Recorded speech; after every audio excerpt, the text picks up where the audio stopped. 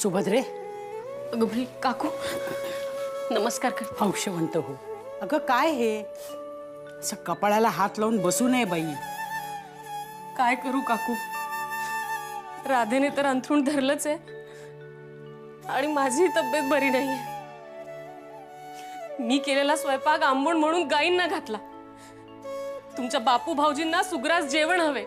मग घरातली बाई सरणावर चढत असली तर तिला म्हणतील अगं थांब, आधी चारी ठाव स्वयंपाक कर आणि मग मर. आहे करे तसे, पण काय करणार मला सांग. आता बोलून काही उपयोग आहे का? दगडावर डोकं आपटलं ना तर आपलंच कपाळ फुटणार आहे. जाऊ दे, तू काळजी करू नको. नारायणाचा निरोप मिळाल्याबरोबर मी आले ना इथे. मी करीन हो सगळी. तू मात्र स्वस्थ चित्तानं त्रागानं करता बैस, कळले? मी आहे ना. आणि मी पण आहे की मदतीला.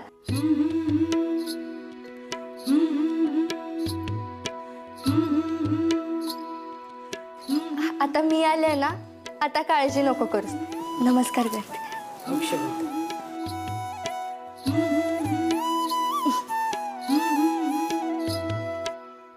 तू कधी आलीस ग? तू जोग आणि माधव खरे अंबाबाईच्या दर्शनाला गेला होतात ना? हो, आत्ताच आलो. आई, या 4 दिवसात बरेच काही घडून गेले ग इकडे. पण तू आता काळजी नको हो करूस. मी आले ना मदतीला. हो, बरे झाले हो. मीही आहेस की. आणि सुलोचना सुद्धा येईल. सर्व काही ठीक होईल, काही काळजी करू नका.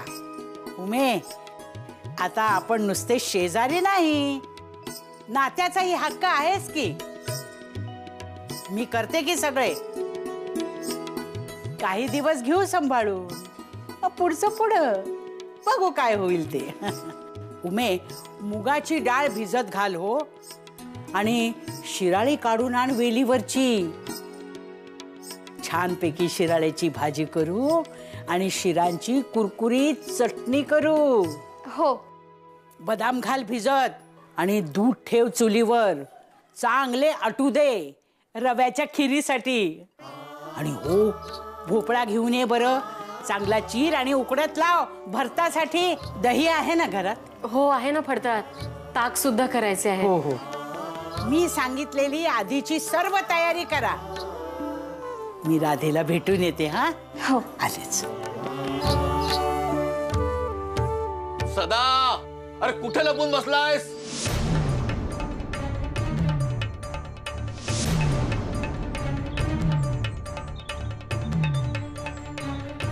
सदाशिवा, यशोदेनं मला पाटलांच्या सोनपूर गावाबद्दल सगळे सांगितले आहे.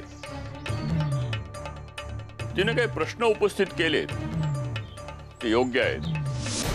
त्याबद्दल मला गोऱ्या साहेबांच्या कानावर घातले पाहिजे. ते सगळे कळले हो, पण हाही गेला होता ना तिकडे. हा काय करत होता? ही यशोदा जेव्हा पाटील काकूंबरोबर गाव पाहायला गेली होती तेव्हा तू काय करत होतास? गप्पा झोडत होतास की पाय हलवत बसला होतास खाटेवर?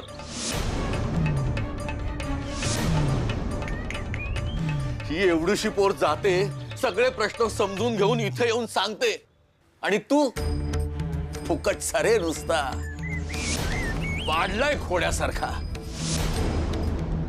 यात आहोंची काय चूक? माझी मोठी आजी म्हणते की मुले म्हणजे वृक्षापासून तयार होणारी फळे. जसा वृक्ष तसे फळ. मला बोलतोस तू? मला? नारायणा, अहो पण काका. शांत, एकदम शांत. दादा, तू का उभा आहेस? जा. यशोदे, तूही जा. काय चाललंय काका? तुम्ही या यशोदेला डोक्यावर घेताय असं नाही वाटत? अहो सरळ सरळ मला ती उलटून बोलते आणि तुम्ही तिला पाठीशी घालताय. तुमच्या अशा पाठीशी घालण्याने अगोचरपणा वाढेल तिचा. मोठ्यांचा आदर करणारच नाही ती. तुझा अपमान करण्याचा हेतू नव्हता नारायणा तिचा. उलट आपल्या नवऱ्याचा मान राखण्याचा हेतू होता आणि त्याबद्दल आपल्याला आनंदच वाटायला हवा. अहो पण काका, ही मुलगी आपल्या नवऱ्याच्या पाठीशी आयुष्यभर उभी राहील. अरे ही मुलगी अगोचर नाही नारायणा. तिला काही प्रश्न पडतात आणि आपल्या परीनं ती त्याची उत्तरं शोधते आणि तिला जे चुकीचे वाटते त्याविषयी ती बोलत राहते. नारायणा, स्त्रीचे हे रूप मी पहिल्यांदाच पाहतोय रे. ही इतक्या लहान वयात पोरगी धाडसी आहे. आपल्या आजीच्या आणि आजोबाच्या एक पाऊल पुढे. तिच्या मनात कणव आहे, दया आहे, जबाबदारी आहे. या तिन्हीचा संगम एका ठिकाणी सहजासहजी आढळत नाही रे नारायणा. आपण तिच्या पाठीशी उभे राहायला हवे. आता तिच्या वयामुळे तिचे हे शहाणपणाचे वागणे शहाजोगपणाचे वाटते हे खरे. ते ठीक आहे पण तरी हे बघ, सुदैवानं तुझी बायको आणि माझी बायको दोघीही सुज्ञ आहेत. तेव्हा यशोदेला तिची मर्यादा दाखवण्याचं काम घरातल्या बायकाच करतील. आणि यशोदा जर हा समतोल सांभाळू शकली तर तिच्या हातून उत्तम कार्य घडेल नक्की. अरे आदर्श कन्या, आदर्श पत्नी, आदर्श माता दिसते मला तिच्यात. आणि ही चमक साधी नव्हे रे नारायणा. परमेश्वराने काही योजून धाडले तिला या जगात, या घरात. अरे आई झोळाईचे रूप दिसते मला तिच्यात. करारी तरी वात्सल्याने ओतप्रोत भरलेले. शब्द लक्षात ठेव माझे.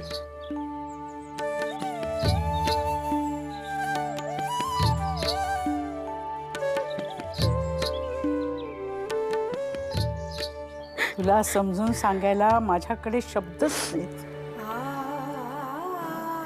आई बाप ते आई बापच. त्यांची जागा कुणीच घेऊ शकत नाही. त्यांच्या सावलीविना आपण उघडे पडतो.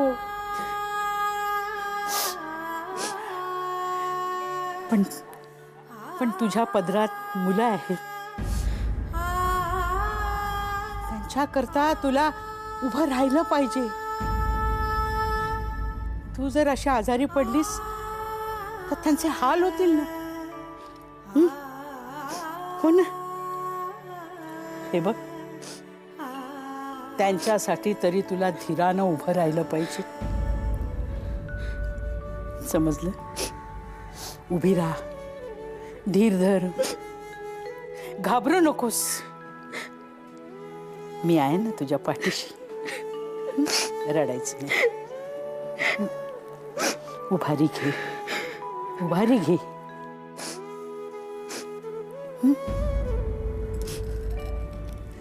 बघ बघ. हो ना. आणि माझी बाई ती. मला बुजगावणे आणि गाढव म्हणाले त्र्यंबक आजोबा आणि आप्पा.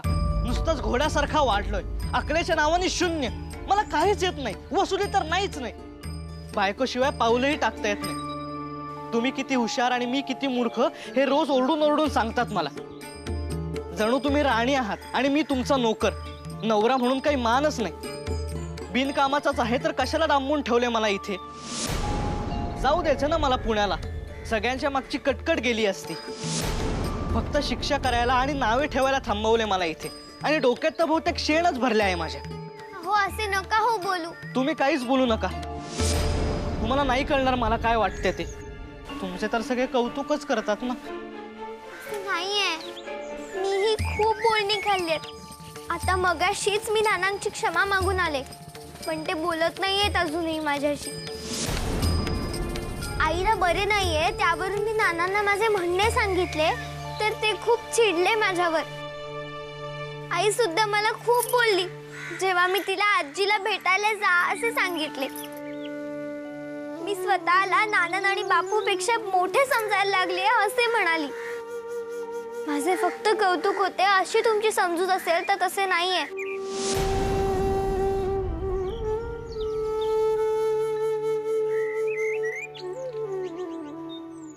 अहो पण आपण खचलो तर कसे चालेल. मोठी माणसे आपल्याला बोलणारच पण आपण धीर ठेवायला पाहिजे.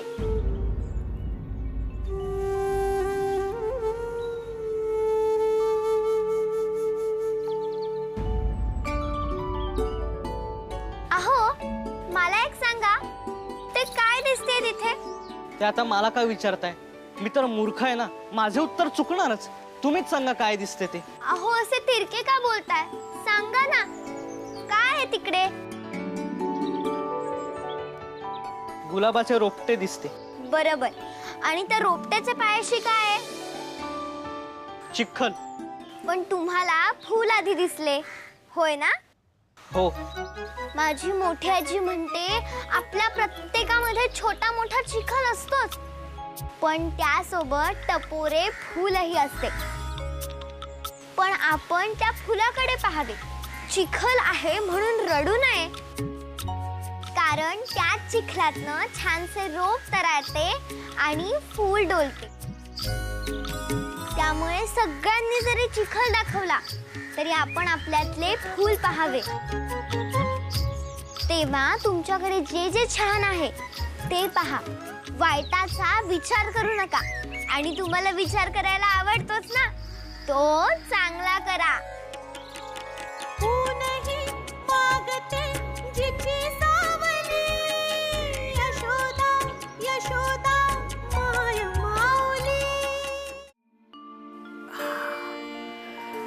परमेश्वरा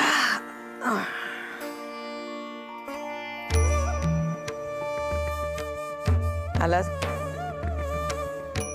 आज दामले काकूंचा मुलगा भेटला होता. काय म्हणत होता. एक वाईट बातमी आहे. अगं बाई काय. राधा बहिणींच्या आई गेल्या. अगो बाई पण फार वय नव्हते त्यांचे. आजारी होत्या की काय. हो पण बापूंच्या सांगण्यावरून नारायण दादाने राधा बहिणींना त्यांच्या गावी जाऊ दिले नाही. माय लेकीची शेवटची भेटही घडू दिली नाही.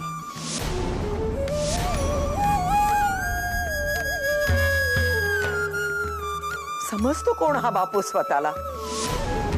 आणि माझा नारायण त्याच्या ओंजळीने पाणी पिऊ लागला की काय. एवढी ही सत्ता उरली नाही त्याची. स्वतःच्या अधिकारात आपल्या बायकोलाही पाठवू शकला नाही तो. मुलांना हाच बुरसटलेला वारसा देणार आहे तो. नाही मला जायलाच हवे पालगडास. जाऊन चांगली खडसावते नारायणाला. आई कुठे जाणार तू. कुठे म्हणजे ऐकले नाहीस. पालगडला आपल्या घरी. आई अगं आपलंसं असं काही राहिलंय का तिकडे. आणि नारायण दादाच्या हाती काही नाही हे तर आता स्पष्टच झाले. मग तिथे जाऊन काय करणार आहेस तू. अपमान करून घेणार आहेस का.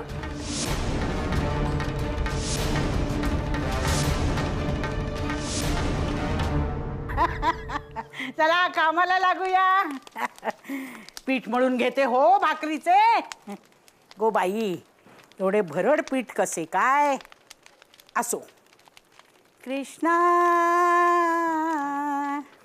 लागली कशी रक्ताची धार. वा वा वा वा.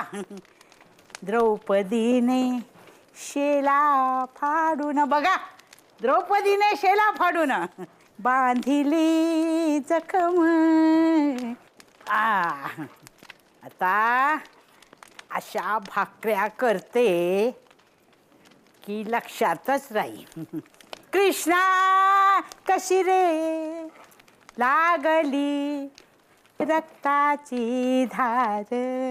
द्रौपदीने शेला फाडून बांधिली जखम. कृष्णा रे कशी रे लागली रक्ताची धार. काय छान आहे की नाही.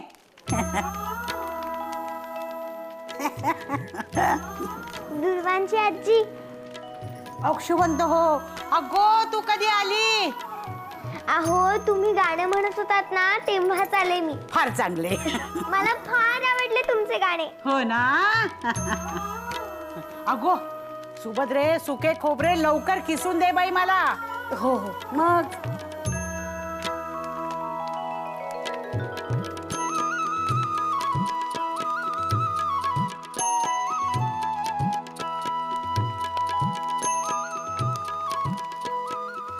दुर्वांची आजी, आज तुम्ही स्वयंपाक करणार आहात? हो मग.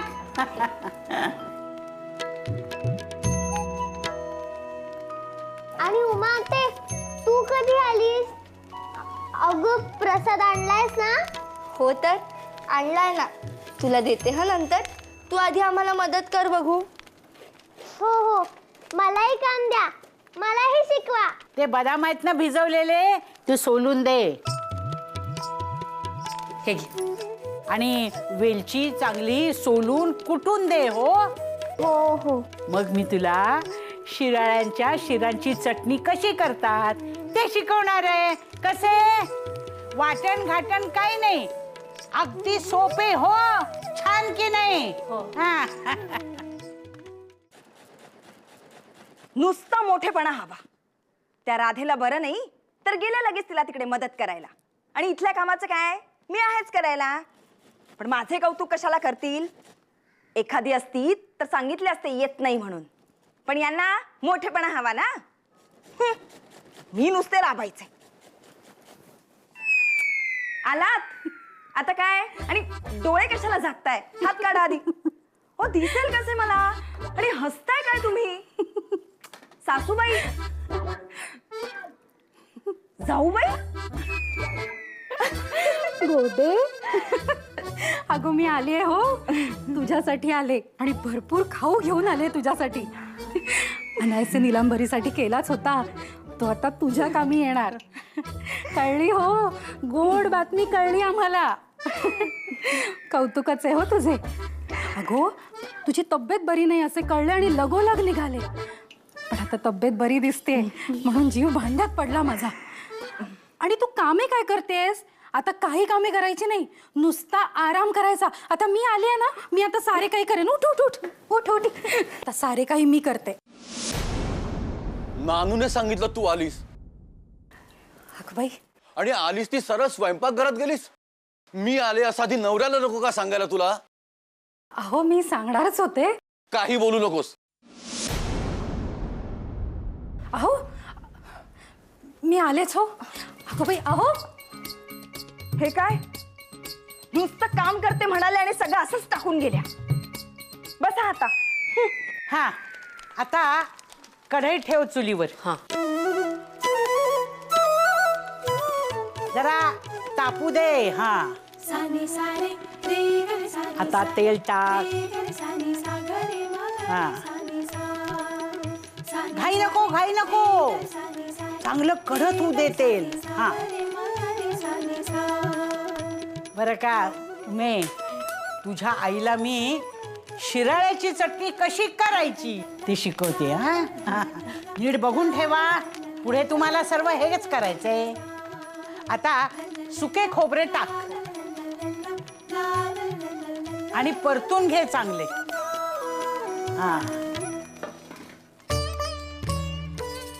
चांगले परतून घे, काळसर असे. हा आता तीळ टाक आणि ते चांगले भाजून घे. हो हा कच्चे राहता कामा नाही, नाहीतर चव लागत नाही. त्याच्यावर चिरलेल्या मिरच्या आणि भरपूर कोथिंबीर टाक. आता जरा परत व्यवस्थित परतून घे चांगलं. आता त्या शिराळ्याच्या शिरा आहेत ना सगळ्या, त्या चांगल्या कुरकुरीत होईपर्यंत परतून घे.